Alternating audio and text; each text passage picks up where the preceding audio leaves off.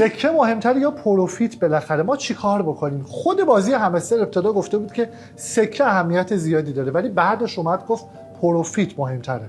گوش بدید، طراحای این بازی مطمئنا خیلی زرنگن و تمام تلاششون رو میکنن بازی‌هایی طراحی بکنن که پول کمتری در انتها به کاربراشون بدن، ولی قطعا شما زرنگ‌ترید و نمیذارید سرتون رو گول بمالن. حالا چه کار بکنید؟